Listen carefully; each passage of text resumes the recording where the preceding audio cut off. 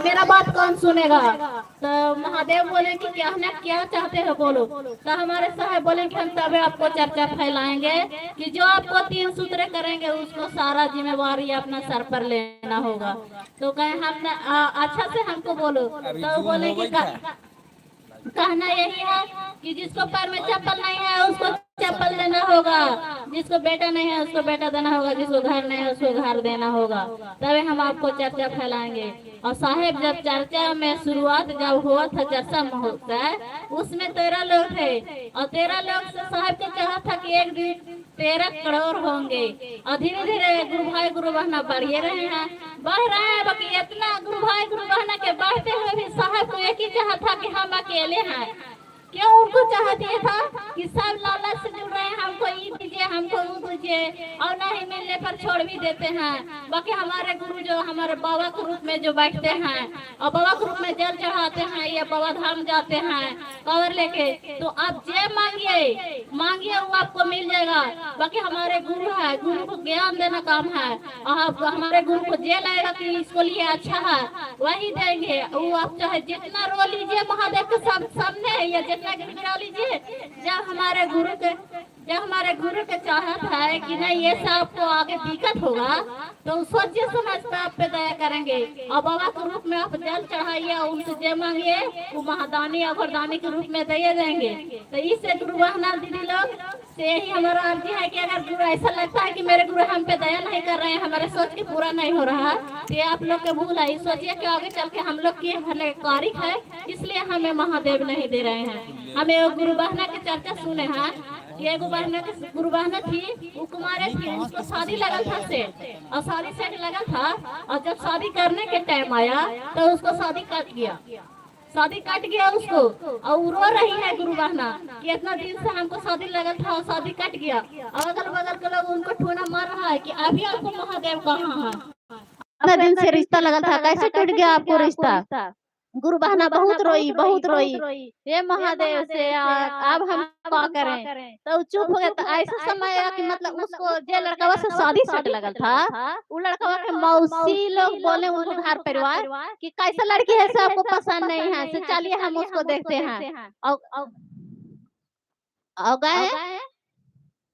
गए जब लड़कावा देखने उसको मौसी के घर परिवार तो बोल दिए ने कि देखे लड़किया के तो कहें कि लड़की तो अच्छा है चलो तुम शादी नहीं करेगा तो हम अपना बेटा से शादी कर देते हैं। और जब उसको मौसी के बेटा से शादी हुआ तो शादी होला के बाद जब मतलब अब मौसी के रिश्ता में है तो आना जाना रास्ता लगला ही है। तो 2 साल बीता शादी कैला। 2 साल के बाद लड़का जो नहीं कहा था कि हम नहीं शादी करेंगे, 2 साल के बाद वो लड़का एक्सीडेंट किया बाइक से और उसको डायरेक्ट मृत्यु हुआ। तो हमारे महादेव सोचिए कि हमारे महादेव किस लिए उनसे रिश्ता तोड़े थे कि वो मेरे शिष्या है और 2 साल के बाद इनको मुसीबत आने वाला है इसलिए हम शादी होने से पहले उनको हम रिश्ता तोड़ देते हैं। तो गाँव वाला तो ठोना मारिया रहा था कि महादेव कहाँ। तो यही इतना ही हम बोल के आप लोग के सामने विराम देते हैं। हमारे गलती को क्षमा कीजिए अगर मुझसे गलती बुलाया होगा तो।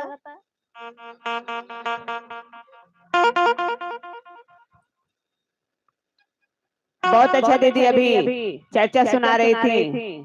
देखिए चर्चा सुनना चाहिए और सुनाना भी चाहिए। चर्चा पर ज्यादा ध्यान देना चाहिए। ज्ञान मिलता है चर्चा में जाने से, चर्चा सुनने से। आइए अब हम लोग चर्चा कड़ी को मैं विराम देती हूँ, भजन की ओर चलती हूँ। भजन के लिए मैं इस मंच को बुलाना चाहती हूँ जो मंगरा साई है सहोदरी दीदी, मैं उनसे आग्रह करती हूँ कि अपने गुरु महादेव का भजन गाने का प्रयास करें। अब उसके बाद नाम का भी घोषणा है। अगर कोई और लिखवाना चाहते हैं तो लिखवा लीजिए, घोषणा करवा लीजिए। महादेव का स्कूल खुला हुआ है, अपना नाम तो लिखवा लीजिए।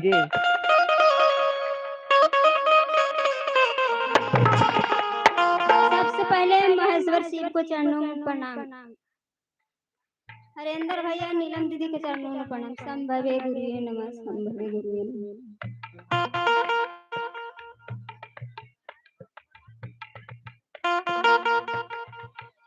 कन कन में ओम समाया है प्रभु कैसा तुम्हारा माया।